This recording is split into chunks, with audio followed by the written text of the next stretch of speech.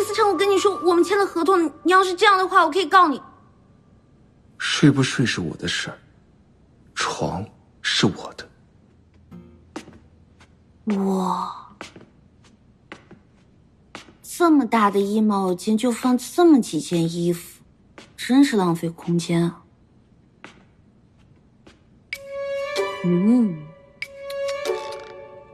有谁会把自己的校花这么大放在这儿啊？死脸裤。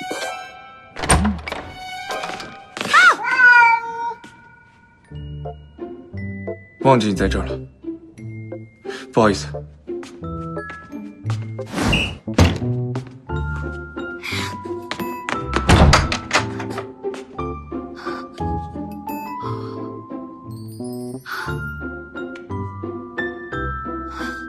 我什么都没看见，什么都没看见。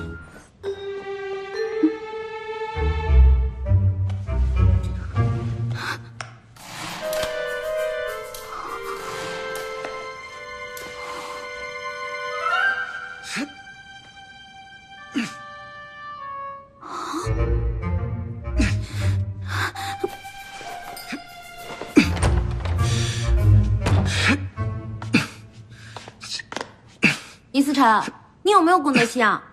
你这发出这么大的噪音，我怎么睡觉啊98、99、100。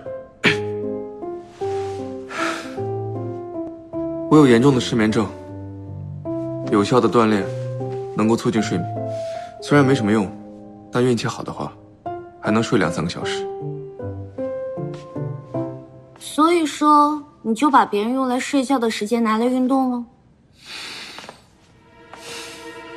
顾西西，我警告你，不要对我的身体有任何的幻想。李思辰，你知道你为什么睡不着吗？你坏心眼太多了。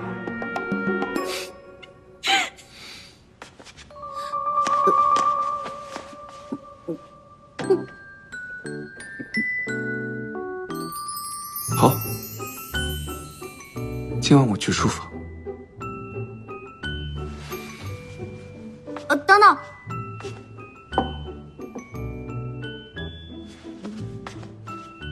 我想了一下哈，我们今天第一天结婚，你要是去书房睡的话，他们会发现的。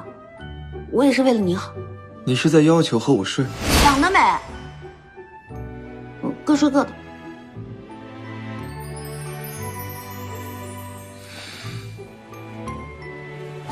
睡那儿。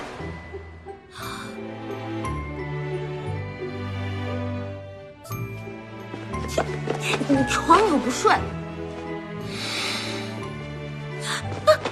叶思成，我跟你说，我们签了合同，你要是这样的话，我可以告你。睡不睡是我的事儿，床是我的。